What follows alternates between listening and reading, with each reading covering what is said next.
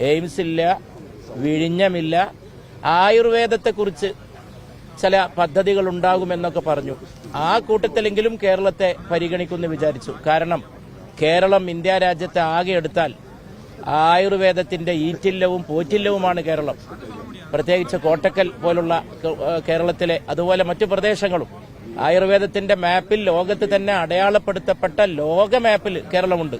പക്ഷേ ഈ ബജറ്റിൽ അതും കണ്ടില്ല.